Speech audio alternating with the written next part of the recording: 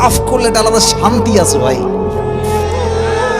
আপনি মাফ করবেন, দেখবেন আপনি দিন শেষে ভালো পাচ্ছেন।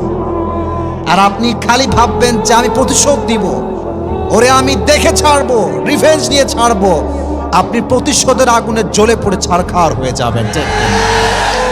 So you have to forgive everyone from your heart. মন থেকে মাফ করবেন, হৃদয়ের প্রশান্তি দান করবে। একজন আওয়াজ দিয়ে বলেন তিনি কে? মাফ করা শিখবো। আর যুবকদেরকে বলবো তোমরাও মাফ করা শেখো। বেঈমানদেরকে তোমরা আল্লাহর জন্য ছেড়ে দাও, আল্লাহ ওদেরকে দেখে নেবে ইনশাআল্লাহ। যারা প্রতারক, যারা বিশ্বাসঘাতক, যাদের কথা কাজে মিল নাই, এদের সাথে কোনো সম্পর্কের দরকার নাই। এদের জন্য আল্লাহ একাই যথেষ্ট। ঠিক কিনা বলেন যুবকেরা? আমরা তো বড় মনের মানুষ, আমরা তো ব্রড মাইন্ডেড পার্সোনালিটি বিলং করি। আমরা মাফ করে দিব, বাদ বাকি আল্লাহ ভরসা। ঠিক কিনা যুবকেরা? তাহলে প্রথম মেসেজ আজকের এই মাহফিলে, এই যে আমাদের হৃদয়টা আছে, এই হৃদয়ে কোনো হিংসা বিদ্বেষ থাকবে না, কারোর জন্য কোনো প্রতিশোধ থাকবে না। একটা সুন্দর হাদিস শোনাই। নবীজি বলেছেন আমার জীবনের সবচাইতে বড় আমল কি তোমরা জানো? সাহাবা একরাম বলল ইয়া রাসূলুল্লাহ, বলেন কি আমল যেটা সবচেয়ে বড় আমল? নবীজি বলেন এটা কোনো তাহাজ্জুদ নয়, এটা কোনো দান নয়। ইন ইসতাতা'তা আন তুসবিহা ওয়া তুমসিয়া ওয়া লাইসা ফি কলবিকা গশশুন লিআহাদিন ফাফআল যালিক ওয়া যালিকা মিন সুন্নতি ওয়া মান রাগিবা আন সুন্নতি ফালাইসা মিন্নি। নবীজি বলেন আমার জীবনের সবচেয়ে বড় সুন্নাত আমল হচ্ছে তুমি এক রাত কিংবা একটা দিন এমন ভাবে অতিবাহিত করবে যে তোমার হৃদয়ে কারোর জন্য কোনো হিংসা বিদ্বেষ থাকবে না। এটাই আমার সবচেয়ে বড় আমল। সুবহানাল্লাহ পড়েন আপনারা। একজন সাহাবী যে সবাইকে মাফ করে দিত, নবীজি তার ব্যাপারে দুনিয়াতে তিনবার জান্নাতের সুসংবাদ দান করেছেন। রংপুরের ভাইদের সুবহানাল্লাহ তো আসতে তো হইতে পারে না, জোরে সোরে সুবহানাল্লাহ পড়তে হবে তো। এজন্য আজ থেকে মাফ করব। রাজি আছেন তো ইনশাআল্লাহ? আল্লাহ আমাদেরকে এটা বোঝার তৌফিক দান করুক, পড়া আমিন। আর আসলে ভাই রাস্তাঘাটের ব্যাপার অনেক কষ্টে থাকি, জ্যাম, মারামারি, কত রকম যে ঝামেলা, তবুও যে আল্লাহ আমাদেরকে নিয়ে আসছে, কথা বলার সুযোগ দিয়েছে। আল্লাহ যেন এইভাবে বাংলাদেশের প্রত্যেকটা প্রান্তে প্রান্তে আমাকে কথা বলার সুযোগ দান করে। সকলে পড়া আমিন। তবে এতটুকু বলতে পারি, আজকের ওয়াজ যে শুনবে তার জীবনের সমস্ত দুঃখ কষ্ট হালকা হয়ে যাবে। সুবহানাল্লাহ পড়লেন না আপনারা? জীবনে যে ধৈর্যশীল হতে পারে নাই, সে তার জীবনে সফল হতে পারে নাই। ঠিক কিনা যুবকেরা বলো? If you wanna get the ultimate success in your life, then you must have to be patient. যদি আপনি আপনার জীবনে সফল হতে চান, ধৈর্যশীল হওয়ার দরকারটা যুবক ভাইরা আছে না নাই? তাহলে আজকে আমাদের আলোচনার সেন্ট্রাল থিম বা সাবজেক্ট ম্যাটার হচ্ছে সবর। জোরে বলতে হবে, নামটা কি? এই তোমরা কথা বলো না কেন? বলেন সবাই মিলে বলেন, বলেন সবর। এবার বলেন ধৈর্য। জীবনে সফল হতে লাগবে কি? বলবেন হুজুর এটা তো খুবই কমন ওয়ার্ড, সবর তো খুবই একটা ফেমাস শব্দ, সবাই জানে সবর করতে হবে। বাট সবর একটা লেভেল আছে। কেমনে সবর করবেন? সাহাবা একরাম কেমন করে সবর করেছেন, নবীজির স্ত্রীরা কেমন করে ধৈর্য ধারণ করেছেন, নবীরা কেমন করে সবর ধারণ করেছেন, কোরআন থেকে জানার দরকারটা যুবক ভাইরা আছে না নাই? আছে না নাই? ধৈর্য হচ্ছে এমন একটা যন্ত্র যা কখনো ব্যর্থ হয় না, এমন একটা তীর যা কখনো লক্ষ্য ভ্রষ্ট হয় না। ধৈর্য এবং সফলতাকে আল্লাহ তাআলা এক এমন বিজয়ী সৈনিক বানিয়েছেন যা কখনো পরাজিত হয় না। সুবহানাল্লাহ পড়লেন না? ধৈর্য এবং সফলতা হচ্ছে সহোদর ভাইয়ের মতো। যে ধৈর্যশীল হবে সে সফল হবে, আর যে হাল ছাড়বে সে অসফল হয়ে যাবে। ঠিক কিনা যুবকেরা? ওয়াস্তাঈনু বিসসবরি ওয়াসসালাহ। আল্লাহ বলছেন তোমরা আমার কাছে সাহায্য চাও দুইটা জিনিসের মাধ্যমে, এক হচ্ছে ধৈর্য, দুই হচ্ছে নামাজ। বলেন যুবক ভাইরা, এক নম্বরে কি? বলেন জোরে, এক নম্বরে কি? দুই নম্বরে নামাজ। দুইটা জিনিস দিয়ে আমার কাছে সাহায্য চাও। তোমার সাহায্য চাওয়ার সঙ্গে সঙ্গে আমি আল্লাহর গায়েবী সাহায্য তোমার কাছে পৌঁছে যাবে। সুবহানাল্লাহ পড়ে। দিস ইজ দ্য সবর। এটা হচ্ছে ধৈর্য। সাহাবায়ে কেরামদের মাঝে কেমন ধৈর্য ছিল, নবীদের মাঝে কেমন ধৈর্য ছিল, কোরআন থেকে কিছু এক্সাম্পল আমরা জেনে নিব। আচ্ছা, এই বর্তমান সমাজে এমন কিছু লোক আছে না যে যখনই বলবেন ভাই কেমন আছেন, আর বললেন না ভাই, জীবনটা তামা তামা হয়ে গেল। বলে না বলে না বলে না বলে না। অনেক যুবক, কিরে বিয়ে হইল তোর, বিয়ে হয় না কেন? বলে কিসের বিয়ে মিয়া, ছাগা খেয়ে বেকা হয়ে গেছে। আমাদের কথার মাঝে কেমন যেন সবরের পরিচয়টা নাই। সবের যে হবে, ধৈর্যশীল যে হবে, যখনই তার সঙ্গে কেউ বলবে ভাই হাউ আর ইউ, কেমন আছেন, তার কোনো কথা ছাড়া সে প্রথমে বলবে আলহামদুলিল্লাহ। বলেন সবাই আলহামদুলিল্লাহ।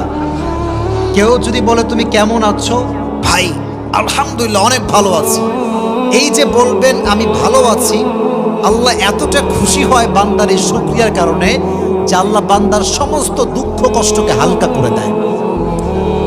সুবহানাল্লাহ পড়েন আপনার যুবক ভাইরা, সবাই সুবহানাল্লাহ পড়েন। এবার আসেন, অসুখে কেমন করে ধৈর্য ধারণ করবেন তার জ্বলন্ত প্রমাণ হচ্ছে আইয়ুব আলাইহিস সালাতু ওয়াস সালাম। ওয়া আইয়ুব ইয নাদা রাব্বাহু আন্নী মাসানি আয-যুররু ওয়া আনতা আরহামুর রাহিমিন। যখন আইয়ুবকে একটি রোগে ধরে বসলো, এদিকে তাকান আমার বডির দিকে, আইয়ুবের পা থেকে পচন শুরু হয়েছে, পা পচে গেছে, পেট পচে গেছে, অবস্থা খুবই খারাপ। এমন করে আসতে আসতে যখন জবান পর্যন্ত আসছে, আইয়ুব বলছে আল্লাহ সব নষ্ট হোক আমি রাজি আছি, বাট যে জবান দিয়ে তোমার জিকির করি এই জবান নষ্ট হলে আমি চুপ থাকতে পারবো না। সুবহানাল্লাহ পড়লেন না? তবে ধৈর্য কাকে বলে? তিনি কোনো অভিযোগ করেন নাই যে আল্লাহ তুমি কি মানুষ পাইলে না, আমার মতো নবীকে তুমি এই রোগ দিয়েছো, তিনি বলেন নাই। তিনি বলেছেন ওয়া আইয়ুব إذ نادى ربه أني مسني الضر وأنت أرحم الراحمين। আইয়ুব আলাইহিস সালাতু ওয়াস সালাম বলছে আল্লাহ আমি তো রোগাক্রান্ত হয়ে গিয়েছি, আমি তো বিপদগ্রস্ত হয়ে গিয়েছি, এবং তুমি সবচাইতে দয়াময়। আওয়াজ দিয়ে বলেন তো তিনি কে? কথার ধরন দেখেন যে আল্লাহ আমি তো বিপদগ্রস্ত আর তুমি তো দয়াময়। এর অর্থ হচ্ছে আল্লাহ তোমার মতো দয়াময় সত্তা আমার মতো বান্দায় কষ্টে রাখতে পারে না। সুবহানাল্লাহ পড়লেন না? فاستجبنا له فكشفنا ما به من ضر وآتيناه أهله ومثلهم معهم رحمة من عندنا وذكرى للعابدين। আইয়ুব আলাইহিস সালাতু ওয়াস সালাম দোয়া করার সঙ্গে সঙ্গে আল্লাহ তাকে পরিপূর্ণ শিফায়ে আজরা কামেলা দান করলেন। অতএব অসুখ আসলে ধৈর্যহীন হবেন না, দোয়া করবেন একজনের কাছে। আওয়াজ দিয়ে বলেন তো তিনি কে? এবার আসেন, হাদিস শুরু করছি, কিন্তু আমার মনোযোগ আছে, আপনাদের থাকতে হবে। আমি আমার মানি ব্যাগটা একটু বের করছি, রংপুরে আসছি, আজকে পুরস্কার না দিয়ে গেলে আজকের মাহফিলটা আমাদের জমবে না। ঠিক কেনা যুবকেরা বলো? টাকা পয়সা একটু আগে বিকাশ থেকে তুলছি, নগদ টাকা পকেটে রাখা আছে, ঠিক আছে? তা আমার ওয়াজটা শুরু হয়েছে, আলোচনার মূল বিষয়বস্তু ছিল কি? সবাইকে বলতে হবে, বলেন কি ছিল? আমি যেই চ্যাপ্টারগুলো শেয়ার করব, যুবকেরা আমার আই কন্ট্যাক্ট খেয়াল করবে। যদি কোনো যুবক এগুলোকে শেষে গিয়ে দাঁড়িয়ে বলতে পারে আমার প্রশ্ন অনুযায়ী, তার জন্য আমি আজকে পুরস্কার দিয়ে যাব, স্পেশাল পুরস্কার। রাজি আছেন তো ইনশাআল্লাহ? তাহলে আইয়ুব আলাইহিস সালাতু ওয়াস সালাম অসুখে ভুগেছেন, ধৈর্য হারিয়েছেন না ধৈর্যশীল ছিলেন? ধৈর্যশীল থাকার কারণে তার দোয়ার বদৌলতে তাকে তার অসুখ থেকে মুক্তি দান করেছে একজন। আওয়াজ দিয়ে বলেন তিনি কে? এবার যুবকেরা সবাই বলেন তো আমার প্রিয় নবীর প্রথম যিনি স্ত্রী ছিলেন,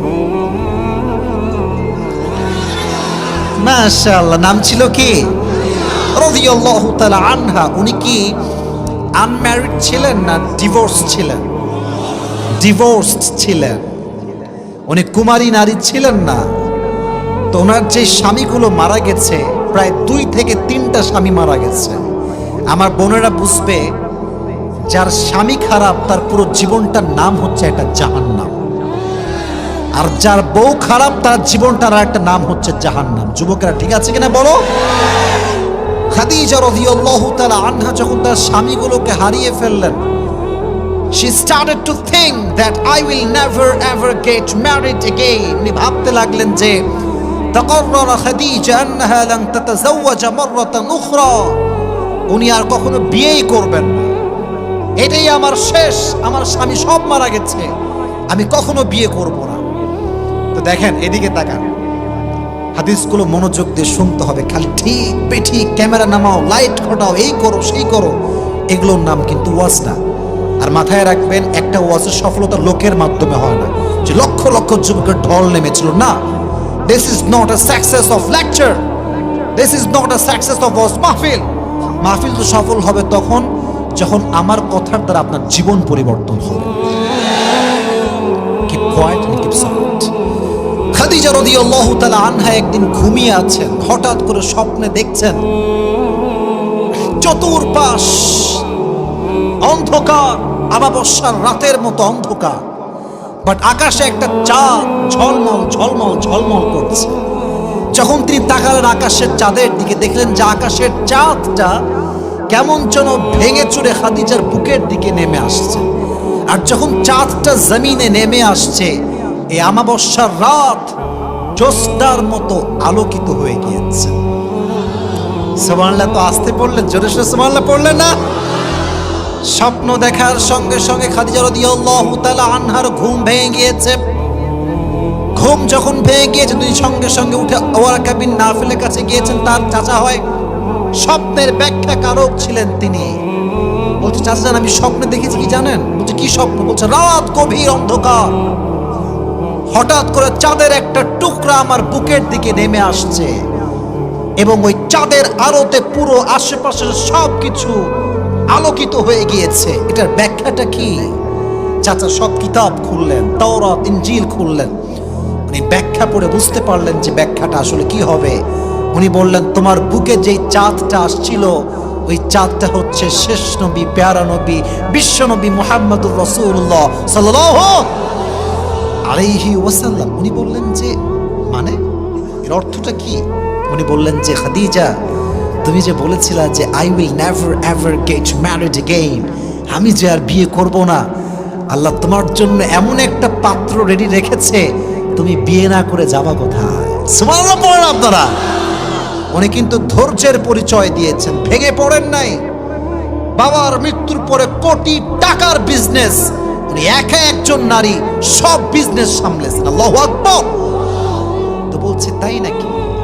তাহলে কি সবরের ফল এত মিষ্টি হয়? ধৈর্যের ফল এত মিষ্টি হয়? অপেক্ষা শুরু করলেন যে কবে আমার সঙ্গে তার দেখা হবে।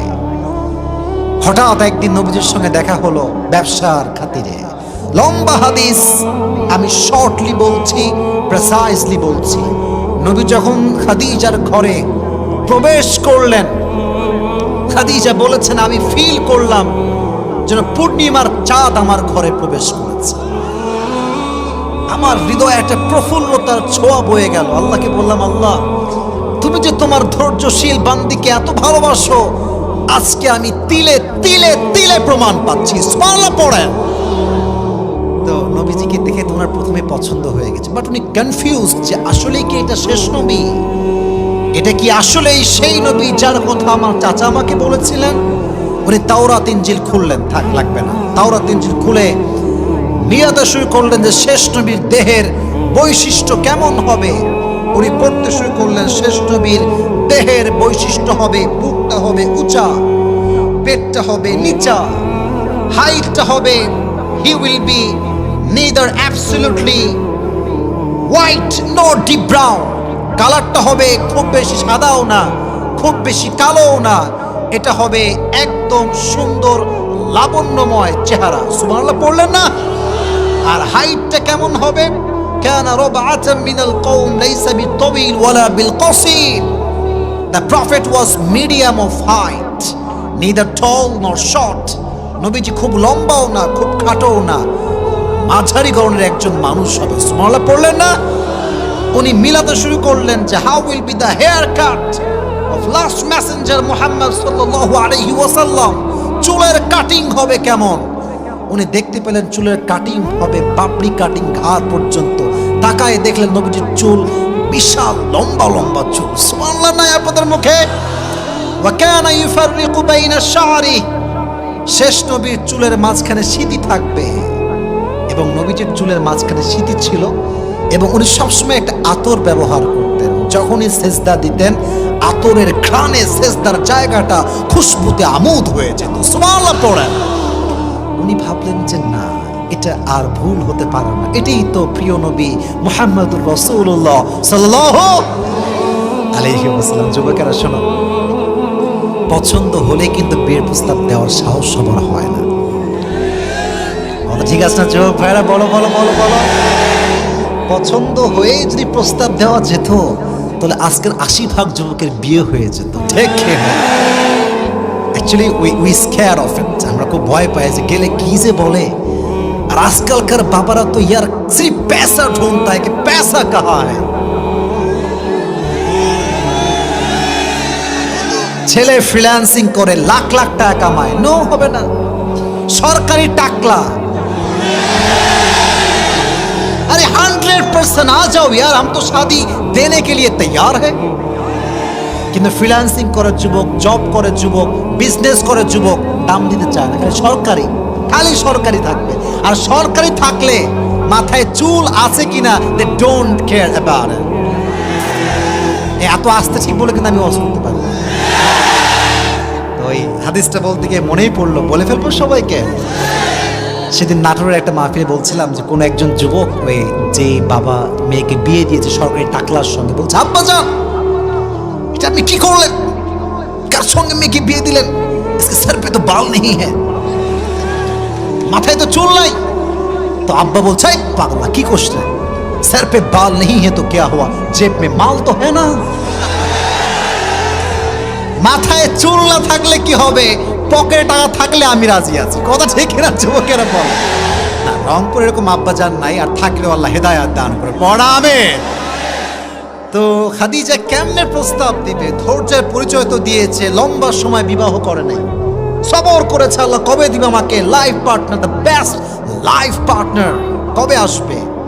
তো কেমনে বিয়ের প্রস্তাব দেওয়া যায়, এটা টেকনিক শিখে নাও। কাউরে ভাল লাগলে নিজে যাওয়ার আগে অন্য কাউকে পাঠাবা, যদি পরিস্থিতি ভালো মনে হয় তারপরে তুমি যাবা, না কিন্তু মায়ের কপালে আছে তোমার। ঠিক না? তো খাদিজা রাদিয়াল্লাহু তাআলা আনহা নিজে প্রস্তাব দেন নাই, তার একজন বাদী ছিলেন, তার নাম ছিল নাফিসা। এই মুখস্থ হাদিস বলতে হবে কিন্তু, নাম ছিল কি? নাফিসাকে বলছে, নাফিসা শোনো, এই ব্যক্তিকে আমার বড্ড পছন্দ, আমি তাকে স্বামী হিসেবে গ্রহণ করতে চাই, বাট প্রস্তাব দেওয়ার সাহস নাই, please help me, I need your help, একটু সাহায্য করো আমাকে। বলছে তাই নাকি, আমি তো আপনার বান্দি, কোনো সমস্যা নেই, আমি যা বলবেন তাই রাজি আছি। চলে গিয়েছে। ট্রিক দেখেন, কথাগুলোর ধাঁচ বুঝবেন, খালি ঠিক বেঠিক বললেই হবে না। নবীজি বসে আছেন, নবীজির বয়স হচ্ছে 25 ইয়ার্স ওল্ড, 25 বছর। কত বছর? দাঁড়ায় থাকা ভাইরা কথা কয় না, বলেন না কত বছর? 25 বছর। নাফিসা আসছে, নাফিসা কিন্তু বয়স্ক মানুষ, এসে বলছে আসসালামু আলাইকুম। নবীজি বলছে ওয়ালাইকুম আসসালাম, কাইফা হাল, কি খবর? আলহামদুলিল্লাহ ভালো আছি। কি খবর, আসছেন কেন? বলছে আচ্ছা একটা প্রশ্ন করতে চাই, যদি মাইন্ড না করেন। নবীজি বলছে বলেন, আমি মাইন্ড করবো না, বলেন। আচ্ছা আপনার বয়স কত? বলছে বয়স তো ভালোই হয়েছে, 24 না 25 হয়ে গেছে। আচ্ছা 25 বছর বয়স, বিয়ে করেন না কেন? বলছে কি বিয়ে করবো, টাকা পয়সার বড্ড অভাব। টাকা পয়সা কি বিয়ে করা যায়? আমার কোনো জব নাই, চাকরি নাই, তাই বিয়ে করতে পারছি না। But actually I am looking for religious girl, আমি দেখছি কোথায় ভালো মেয়ে পাওয়া যায়। তো নাফিসা বলছে তার মানে আপনার কাছে ল্যাকিং অফ মানি, রাইট? বলছে হ্যাঁ, lacking of money, lacking of job, business, আমি খুবই অভাবী একজন যুবক। আচ্ছা একটা কথা বলে রাগ করবেন না তো? বলছে বলেন কি সমস্যা বলেন। বলছে আমার কাছে এমন একজন মেয়ে আছে যাকে বিয়ে করলে আপনার না লাগবে ঘর, না লাগবে মোহর, না লাগবে টাকা, না লাগবে খাওয়াইতে, আপনি তারে বিয়ে করবেন, তারে কিছু দেওয়া তো লাগবে না, লাগবেই না, বরং সেই আপনাকে সব কিছু দিয়ে দিবে। না সুবহানাল্লাহটা জোরে সোরে হয় নাই। নবীজি হি ওয়াজ জাস্ট শকড। কি এরকম মেয়ে কি এই যুগে পাওয়া যাবে? আদৌ কি পসিবল এটা? বলছে অবশ্যই পসিবল। বলছে মাসমুহা, তার নামটা কি? বলছে তার নাম হচ্ছে বিবি খাদিজা। সুবহানাল্লাহ পড়েন। সত্য কথা হচ্ছে নবীজি প্রথম দেখায় খাদিজাকে পছন্দ করেছেন। আগে থেকে হৃদয়ে একটা জায়গা আছে। উনি বললেন তাই নাকি, আমি তো আগেই রাজি, তবে একটা কাজ আছে, আমার একজন রিলেটিভ আছে, তার নাম হচ্ছে আমার চাচা আবু তালেব। নামটা কি? ওনাকে ছাড়া আসলে আমি বিয়েটা করতে পারবো না। তো ঠিক আছে, তাই হবে, নিয়ে আসেন চাচাকে। চাচাকে নিয়ে আসা হলো, ডিল ফাইনাল হয়ে গেল, বিয়ের দিন তারিখ ধার্য হয়ে গেল। নবীজি কি দিবে মোহর হিসেবে? কিচ্ছু নাই। আবু তালেব 20টা উট নিয়ে আসলেন। বলছে ইয়া খাদিজা, তোমাকে দেওয়ার মতো কোনো কিছু আমাদের কাছে নাই। You are the richest girl in Medina, তোমার মতো ধনাঢ্য নারী এ তল্লাটে কেউ নয়। 20টা উট দিলাম, যাও। খাদিজা 20টা উট নিয়েছেন, বাট বিয়ের পরে ওই 20টা উট মানুষের ওয়ালিমা হিসেবে আবার জবাই করে দিয়েছেন। সুবহানাল্লাহ পড়েন। বিয়ে হয়ে গেল। বাসর রাত যখন হলো, রাতের বেলা নবীজি এসেছেন ঘরে। খাদিজা বলছে ইয়া রাসূলুল্লাহ, ইয়া হাবিবাল্লাহ, যদিও বা তখন নবীজি নবুয়ত পান নাই, বাট ডেকেছেন ইয়া মুহাম্মদ, বা নবীকে ডেকেছেন। বলছেন যে শোনেন, আমি যে ধৈর্যশীল ছিলাম, সবর ছিলাম, এই একটা ধৈর্যের গুণের বিনিময়ে আল্লাহ আপনার মতো মানুষকে আমার জীবন সঙ্গী হিসেবে পাঠিয়ে দিয়েছেন। যুবক, তোমরা খুবই ডিপ্রেসড, আরে কবে বিয়ে হবে, পাই না কেন রে? আরে বেটা, ধৈর্যশীল হতে হবে। এমন একটা ভাগ্যে তোমার জুটবে যে তোমার ভাগ্যে তোমার বন্ধুরা আশেপাশেও নাই। ঠিক কেনা যুবকেরা? বল, ধৈর্যশীল হও। তোমার যে বন্ধুর বউটো আছে বলে কিরে তোর তো জীবনেও বিয়ে হবে না রে, তুমি বললো বেটা তুই খালি একটু থাম, এমন একটা বিয়ে করবো তুই আশেপাশে ভিড়ার সাহস পাবি না। ঠিক কেনা যুবকেরা? You must have to be patient. ধৈর্যশীল হবে যে তাকে উত্তম জীবন সঙ্গী দান করবে একজন। আওয়াজ দিয়ে বলেন তো তিনি কে? এবার আসেন, অভাবের ক্ষেত্রে কেমন করে ধৈর্যশীল হবেন এটার জন্য প্রশ্ন করতে হবে। বলেন তো, নবীজির একজন মাত্র কলিজার টুকরা মেয়ে ছিল যার দ্বারা নবীজির বংশ বিস্তার পেয়েছে। রাইট রাইট রাইট, নাম বলেন। ফাতিমা রাদিয়াল্লাহু তাআলা আনহা, তার দুটি সন্তান ছিল, তার নাম ছিল কি? হাসান এবং হোসেন। এবার বলেন, হাসান এবং হোসেনের আব্বার নাম ছিল কি?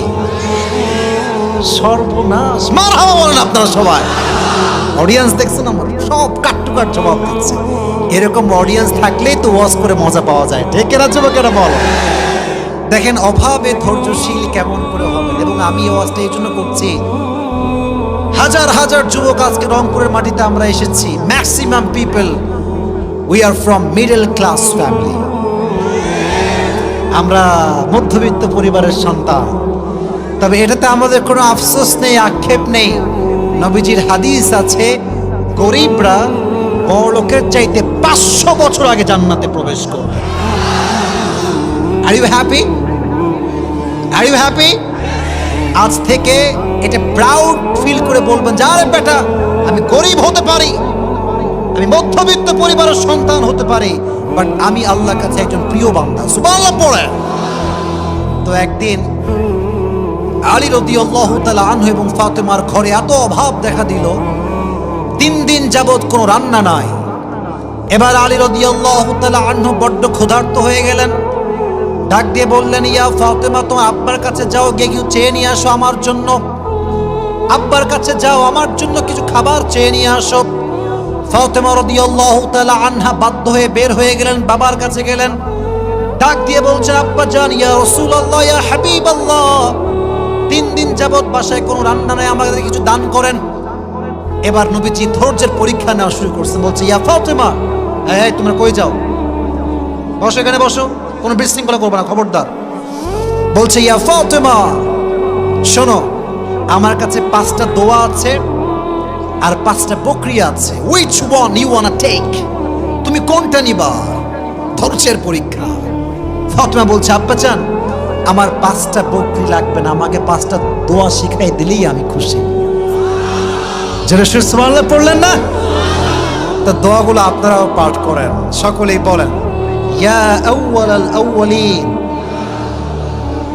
না, এটা আসতে হয়ে গেছে। ইয়া আউয়ালাল আউয়ালিন, ইয়া আখিরাল আখিরিন, ইয়া যাল কুওয়াতিল মাতিন, ইয়া রাহিমাল মাসাকিন, এবার জোরে সোরে সকলেই পড়েন ইয়া আরহামার রাহিমিন। এই 5টা শব্দের দোয়া যে ব্যক্তি অভাবে পাঠ করবে তার দোয়ার বিনিময়ে আল্লাহ তাকে সমস্ত অভাব থেকে মুক্তি দান করবেন। এই দোয়াটা বারবার পাঠ করবেন। তো তখন ফাতেমা রাদিয়াল্লাহু তাআলা আনহা বাসায় ফিরে আসছেন। ওইদিকে আলী রাদিয়াল্লাহু তাআলা আনহু অপেক্ষা করছেন ফাতেমা কখন আমার জন্য খাবার নিয়ে আসবে। ফাতেমা রাদিয়াল্লাহু তাআলা আনহা যখন বাসায় আসছেন হাতটা ফাঁকা, হাতে কোনো খাবার নাই, চাল নাই, ডাল নাই। আলী রাদিয়াল্লাহু তাআলা আনহু খেপে গেছেন, ফাতেমা আইনা তুআম, খাবার কোথায়? তোমার তো হাত ফাঁকা। বলছে আলী ভালো করে খেয়াল করো, আমার হাত ভরা। হাত ভরা মানে ভালো করে ব্যাখ্যা করো। বলছে আলী যাহাবতু লিদ-দুনিয়া ওয়া জিতু বিল আখিরাহ, আমি তো আমার আব্বাজানের কাছে দুনিয়া চাওয়ার জন্য গিয়েছিলাম, আমার আব্বা পুরো হাত ভরে আমাকে আখিরাত দিয়ে ফেরত পাঠিয়ে দিয়েছে। গিয়েছিলাম দুনিয়া চাওয়ার জন্য, আমার আব্বাজান আমাকে আখিরাত দিয়ে পাঠিয়ে দিয়েছেন। এবার আলী রাদিয়াল্লাহু তাআলা আনহু নিজেই গেছেন নবীজির কাছে, ইয়া রাসূলুল্লাহ অনেক অভাব, কিছু দেন আমাদের সবাইকে। এবার নবী জামাইকে পরীক্ষা শুরু করছেন, জামাইকে ধৈর্যের পরীক্ষা। বলে জামাই 5000 বকরি আছে আর 5টা দোয়া আছে, কোনটা নিবা? তো জামাই তো বুঝে গেছে আমার আব্বাজান, শ্বশুর আব্বাজান সবরের পরীক্ষা নিচ্ছেন। উনি বলছেন আব্বাজান 5000 বকরি লাগবে না, 5টা দোয়া শিখাই দিলে আমি খুশি হয়ে যাব। ধৈর্যের সঙ্গে ফিরে আসছেন। নবীজি সুসংবাদ দিয়েছেন আমার জামাই আলী আমার সঙ্গে জান্নাতে একসঙ্গে আমার সঙ্গে দাঁড়িয়ে যাবে, আমার সঙ্গে থাকবে, আমার সঙ্গে থাকবে। তাহলে বোঝা গেল অভাব আসলে ধৈর্যশীল হওয়ার দরকারটা যুবক ভাইরা আছে না নাই? আছে না নাই? আর যদি অভাব আসে 5টা বাক্য বেশি বেশি পড়বেন, ইয়া আউয়ালাল আউয়ালিন, ইয়া আখিরাল আখিরিন, ইয়া যাল কুওয়াতিল মাতিন, ইয়া রাহিমাল মাসাকিন, ইয়া আরহামার রাহিমিন। এই 5টা বাক্য বেশি বেশি পাঠ করলে আপনার অভাব দূর করে দিবে একজন, তিনি কে? তাহলে অভাব আসলে আমরা অভিযোগ করবো না যে আল্লাহ তুমি গরিব কেন বানালা? গরিব হয়ে আমি খুশি হলাম এই জন্য যে কিয়ামতের দিন আমার হিসাব সহজ হয়ে যাবে। ঠিক কেনা যুবকেরা বলো? এবার আসেন, মাঝে মাঝে আমাদের জীবনে এমন হয় না যে মানুষ আমাদেরকে মিথ্যা অপবাদ দেয়? দেয় না, দেয় না, দেয় না, দেয় না, দেয় না? দেখবেন মিথ্যা অপবাদ এত খারাপ, এত খারাপ। একজন যুবকের চরিত্র, একজন নারীর চরিত্র নিয়ে মানুষ যখন কথা বলে তার পুরো ক্যারিয়ারটাও ধ্বংস হয়ে যায়। আমি মনে করেন কারোর সাথে আমার কোনো বাজে সম্পর্ক নাই। একজন বলল যে হুজুরের এই মেয়ের সঙ্গে বাজে সম্পর্ক, কথা কথা। এখানে যুবক আছে, তার কোনো বউ নাই, গার্লফ্রেন্ড নাই, কিচ্ছু নাই। কেউ ফেসবুকে পোস্ট করলো যে এই যুবকের সঙ্গে আমাদের এলাকার 4 জন্মের অবৈধ সম্পর্ক আছে। এটার নাম হচ্ছে ব্লেম, অপবাদ। অপবাদ আসলে কেমন করে ধৈর্যশীল হবেন একটা হাদিস শোনাই। তবে এটার আগে আর কি প্রশ্ন, নবীজির একজন মাত্র wife, she was not married, she was virgin, তিনি একজন কুমারী ছিলেন। তোমরা বলো নামটা কি ছিল যুবক ভাইরা? বলো বলো। আয়েশা রাদিয়াল্লাহু তাআলা আনহা। আচ্ছা এবার প্রশ্ন, নবী যখন আয়েশাকে বিয়ে করেছিলেন আয়েশার বয়স ছিল কত? কে বলতে পারবে? আপনারা বলেন না, কয় বছর? কয় বছর? মাথায় রাখবেন, যখন বিয়ে হয় তখন বয়স ছিল 6, আর যখন শ্বশুর বাড়িতে তুলে নিয়ে আসে তখন বয়স ছিল 9। সুবহানাল্লাহ পড়লেন না আপনারা? অনেক নাস্তিক বলে যে আমার নবী নাকি নারী লোভী ছিল, এই জন্য নাকি নবীজি নারীকে 6 বছর বয়সে বিয়ে করেছেন। নাউজুবিল্লাহ পড়লেন না? আরে যে আমার নবীকে গালি দেয় পিতৃ পরিচয়হীন জারদ সন্তানের, জন্মের ঠিক নয়। আমি আসিফের স্পষ্ট বক্তব্য রংপুরের মাটিতে আমি দিয়ে যাচ্ছি, খুব ভালো করে শুনবেন। আমাকে গালি দাও আমি সহ্য করব, বাপকে দাও সহ্য করব, পরিবারকে দাও সহ্য করব, মাকে দাও সহ্য করে ফেলবো কোনো মতে। বাট আমার নবীকে নিয়ে একটা টু শব্দ বলবা, আমার দেহে 1 ফোঁটা রক্ত যতক্ষণ পর্যন্ত আছে এটা আমি চুল পরিমাণ বরদাস্ত করতে পারবো না। এটার নাম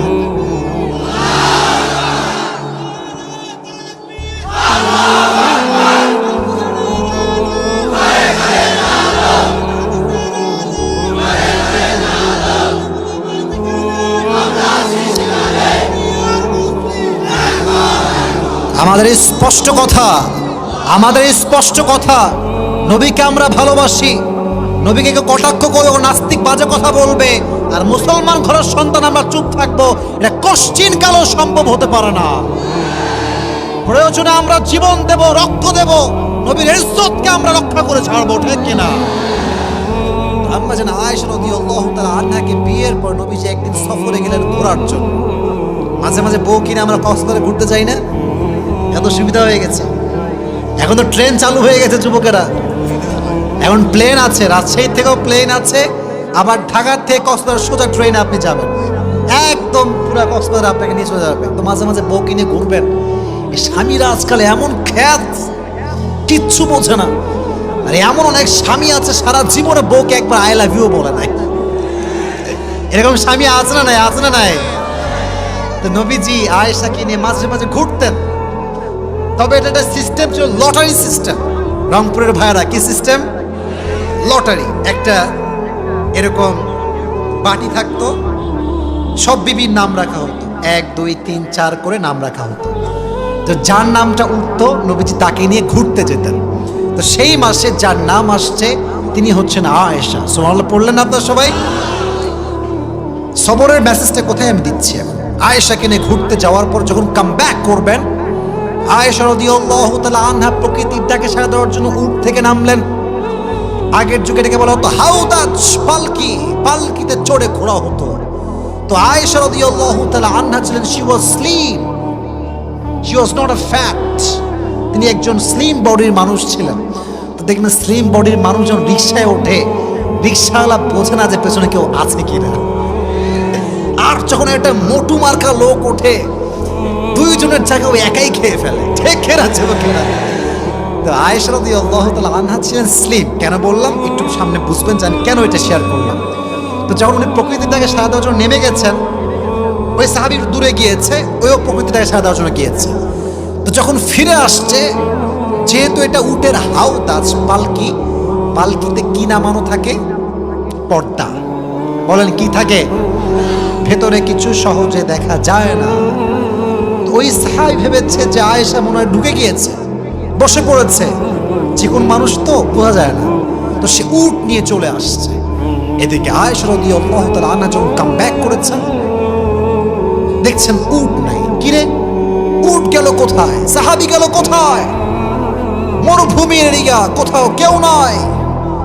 আয়েশা বুঝে গেলেন যে সে ভুল বুঝে চলে গেছে। এবার তিনি একটা চাদর বিছালেন, চাদর বিছিয়ে মুড়ি দিয়ে শুয়ে পড়লেন মরুভূমির মাঝে। ওই সফরে একজন সাহাবী, তার নাম হচ্ছে আব্দুল্লাহ ইবনে মুআত্তাল রাদিয়াল্লাহু তাআলা আনহু, তাকে নবীজি দায়িত্ব দিয়েছেন লস্ট অ্যান্ড ফাউন্ডের। যখন আমরা পিকনিকে যাই দেখবেন মাইক নেই, এই ছাত্ররা উঠে পড়ো বাসে, কে কোথায় আছো উঠে পড়ো, দায়িত্ব থাকে যে কেউ মিসিং না হয়ে যায়। তো আব্দুল্লাহ ইবনে মুআত্তাল যখন বুঝতে পারলো আয়েশা নেই, তখন তিনি চলে গেলেন খোঁজার জন্য। দেখলেন যে উনি এইভাবে কাপড় বিছিয়ে মুড়ি দিয়ে শুয়ে আছেন, খুব স্লিম একজন মানুষ। উনি গিয়ে, যেহেতু পর্দার আয়াত নাজিল হয়েছিল, উনি একটা কাশি দিলেন। আয়েশা রাদিয়াল্লাহু তাআলা আনহা বুঝতে পারলেন যে আমাকে রিসিভ করার জন্য লোক এসেছে। আয়েশা রাদিয়াল্লাহু তাআলা উঠে খুব সুন্দর করে মুড়ি টুড়ি দিয়ে পর্দা করে রেডি হলেন, উটের হাউদাজে উঠলেন। কিন্তু এদিকে সব সাহাবা একরাম ফিরে গেছে বাসাতে, কেউ নয়। সব সাহাবা একরাম যার যার গন্তব্যে পৌঁছে গিয়েছে। যখন আয়েশা একাই তার সঙ্গে ফিরে আসছে সে দূরের সফর থেকে, তখন মুনাফিকের সর্দার আব্দুল্লাহ ইবনে সালুল সুযোগ খুঁজে পেয়েছে অপবাদ দেওয়ার জন্য। যখন সে সকালবেলা ফিরে আসছে, সারা রাত সফর করে, আব্দুল্লাহ ইবনে সালুল গোটা মদিনার ভেতরে প্রোপাগান্ডা ছড়িয়ে দিয়েছে যে মুহাম্মদের বিবি আয়েশার সঙ্গে আব্দুল্লাহ ইবনে মুআত্তালের জিনার সম্পর্ক আছে। নাউজুবিল্লাহ, তো আস্থা হয়ে গেল আপনাদের সবার।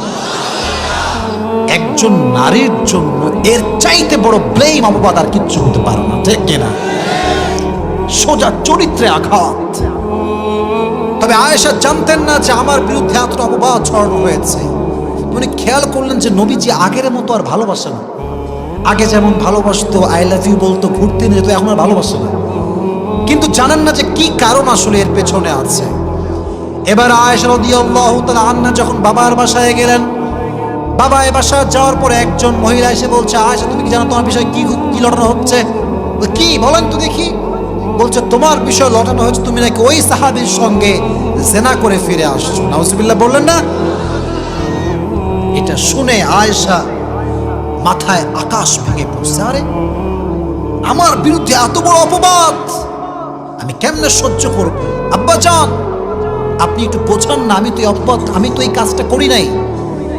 আবু বকর বলছে আমার কিচ্ছু করার নেই আম্মা জান, তুমি একটু দোয়া করো আল্লাহর কাছে। এবার নবীজি আসছে। দেখেন ভাই, সত্য কথা হচ্ছে এই, বিপদ আসলে বোঝা যায় কে ভালোবাসে আর কে ভালোবাসে না। আমি সব সময় বলি খারাপ সময়কে আমি অলওয়েজ থ্যাঙ্কস দেই, কারণ খারাপ সময় না আসলে আমি আমার আশেপাশের বেঈমানগুলোকে চিনতে পারতাম না। मैं हमेशा अपने बुरे वक्त का शुक्रिया अदा करता हूँ इसलिए कि उसने मुझे पैगाम दे दिया कि कौन मेरा अपना है और कौन मेरा पराया है। ঠিক না? বিপদ আসলে বোঝা যায় যে কে ভালোবাসে কে ভালোবাসে না। যখন তোমার টাকা পয়সা আছে সবাই বলবে I love you, I really love you from my heart. আর যখন তুমি শূন্য হতচ্ছাড়া হয়ে যাবা, ওই ভালোবাসার মানুষগুলো তুমি হারিকেন দেওয়ার খুঁজে পাবা না। ঠিক কিনা বল? তো নবীজি এসে বলছে, আয়েশা শোনো, তুমি কি সত্যি এই কাজ করেছো? যদি করে থাকো তুমি তওবা করে নিও। এই কথা শুনে আয়েশা এত কষ্ট পাইছে। এদিকে তাকান, আয়েশা দাঁড়িয়েছিলেন, নবীর এই কথা শুনে এমনি বসে গেছে।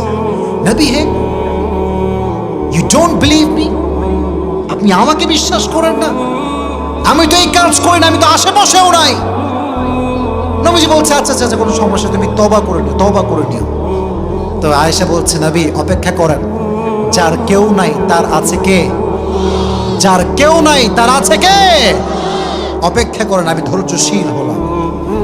আয়েশা অপবাদ পেয়ে ধৈর্যশীল হলেন। আয়েশার চরিত্রকে নিষ্কলুষ প্রমাণ করবার জন্য, আয়েশা যে চরিত্রবান নারী, চরিত্রহীন নারী নয়, পবিত্র নারী, এটার ঘোষণা করবার জন্য আল্লাহ কোরআনে আয়াত নাযিল করে দিলেন।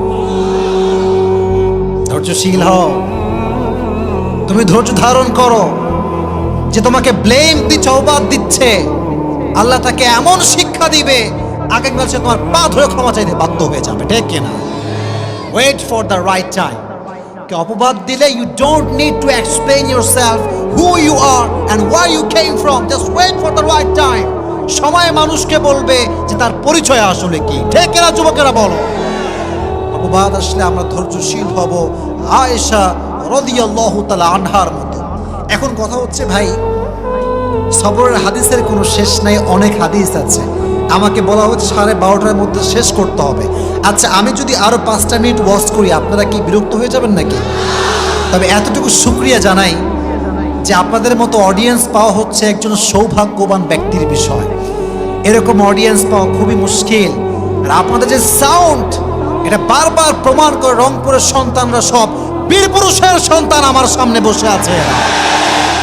রংপুর মানে হচ্ছে একটা ইতিহাস। আমি এর আগে একবার রংপুরে আসলাম, বুড়িরহাট না কোথায়, আমি দেখেছি যুবকদের যে ভালোবাসা এ টাকা দিয়ে কিনে পাওয়া যায় না। ঠিক কিনা বলো যুবক? তো এই ভালোবাসা আপনারা আজকে আবারও প্রমাণ দিয়েছেন। তবে প্রমাণ হবে তখন, আমি একটা শেষ হাদিস বলবো, এটা বলে আমি আবার রিপিট করব, যে বলতে পারবে তাকে পুরস্কার দিয়ে দোয়া করে আমরা বাসায় যাবো। রাজি আছেন তো ইনশাআল্লাহ? ওই একজন কই যাবে, যে একজন মাত্র রুমালওয়ালা, have a seat, sit down, বসে পড়ো। यार कहाँ जा रहा है यार, ये बैठ जाओ, কই যায়, বসো। হ্যাঁ এই তো বসছে। আচ্ছা মাশাআল্লাহ। শুনুন, দুই একজন লোকের ওয়াশরুমের চাপ লাগতেই পারে, it's not a big deal, but একটা মাথায় রাখতে হবে, আজকের বেশিরভাগ শ্রোতা আমাকে দেখার জন্য আসে নাই, কোরআনের তাফসীর শুনবার জন্য তারা এসেছে। যারা শুধুমাত্র বক্তার চেহারা দেখার জন্য আসে তারা 12:30 পর্যন্ত থাকে না। তো আজকের এই জনগণ, কোরআন প্রেমিক জনগণ আমার সামনে বসে আছে। ঠিক কিনা যুবকেরা? অপবাদ দিলে কি আমরা ভেঙে পড়বো না ধৈর্যশীল হব?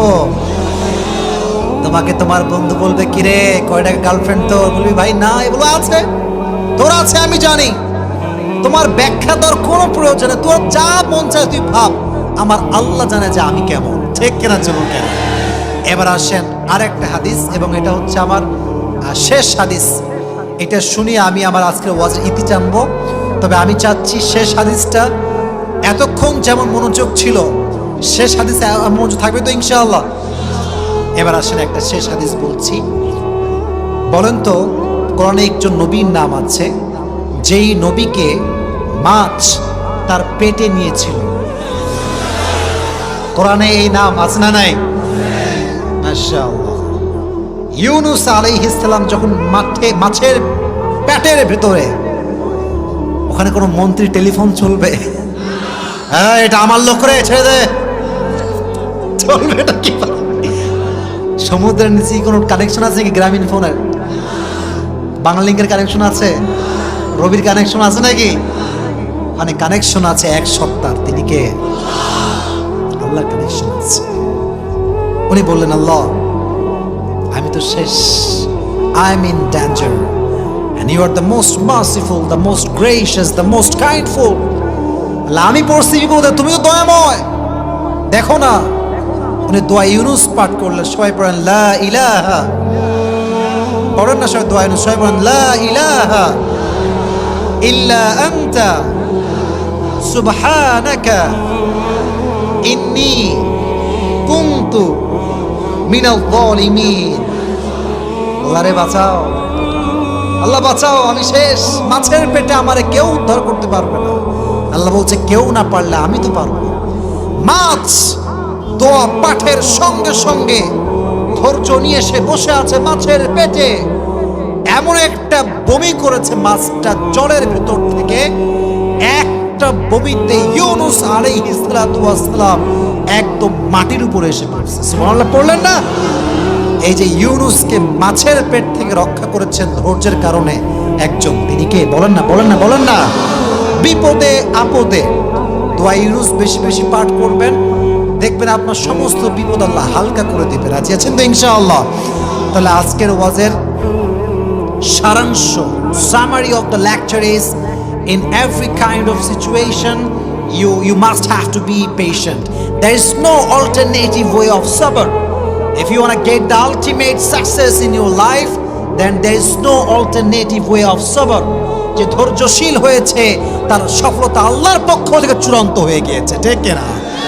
তো জীবনের প্রতিটা ধাপে ধাপে ধৈর্যশীল হওয়ার দরকারটা যুবকরা, আব্বাজানরা আছে না ভাই? তাহলে এবার আসেন, আমি আমার ওয়াজ পুরোটা রিপিট করছি, what ever I have said before. তাকবীর দেন সবাই, লিল্লাহি তাকবীর। হাত কোথায়? লিল্লাহি তাকবীর। আল কোরআনের আলো, আল হাদিসের আলো। মাশাআল্লাহ। এবার আমাকে শুধু জবাব দিবেন আমি যা প্রশ্ন করি, তারপরে একজন যুবককে আমি দাঁড় করাবো যে আমাকে পুরস্কার নেওয়ার জন্য সহযোগিতা করবে, তাকে পুরস্কার দেওয়ার জন্য। আছেন ইনশাআল্লাহ? আজকে আমাদের আলোচনার সেন্ট্রাল থিম বা সাবজেক্ট ম্যাটার ছিল সবর। বলেন, নাম ছিল কি? This is Arabic word. Bangla হচ্ছে ধৈর্য, ইংলিশ হচ্ছে পেশেন্স। ধৈর্যশীল হতে হবে, মাথায় রাখবেন। পেশেন্ট মানে ধৈর্যশীল, আবার পেশেন্ট মানে কিন্তু রোগীও হয়। বলা ঠিক আছে না? বলবেন যে হুজুর দুইটা শব্দের অর্থ একই হচ্ছে, পেশেন্ট মানেও রোগী, পেশেন্ট মানে আবার ধৈর্যশীল। এখানে বুঝতে হবে রোগী মানে হচ্ছে ধৈর্য ছাড়া আর কোনো গতি নাই। ঠিক আছে না যুবক ভাইরা? বলো বলো। আপনার সবাই শায়েখ আহমদুল্লাহ হুজুরের নাম শুনছেন না? সেদিন তিনি বললেন যে আমি মেডিকেলে ছিলাম, আমার একটা অপারেশন হবে, তো আমি খুব টেনশন যে মনে হয় আমি আর বাঁচবই না, সব ডাক্তার আমাকে ঘিরে আছে। তো একজন নার্স আসছে, বলছে যে হুজুরের কি হয়েছে? তো আরেকজন নার্স বলছে হুজুরের এই রোগটা হয়েছে। তো বলছে কি এই রোগ? এটা কোনো রোগ হইল? এত ভয় পাচ্ছে ওই লোকটা। তো শায়েখ আহমদ এটা শুনে এত লজ্জা পাইছে যে আমি এত ভয় পাচ্ছি আর এ কয় কোনো রোগই না। বলছে আমাকে চিকিৎসা করে যেই পরিমাণ তারা সুস্থ করতে পারে নাই, একটা কথায় আমি তার চেয়ে বেশি সুস্থ হয়ে গেছি। তার মানে কি জানেন? রোগী যে হবে তার ডিপ্রেসড হওয়া যাবে না, হতাশ হওয়া যাবে না। যত সহজে নিবেন জীবন তত সহজ হয়ে যাবে। আর যত কঠিন করবেন জীবন তত বেশি কঠিন হয়ে যাবে। ঠিক কেনা চুমো কেনা।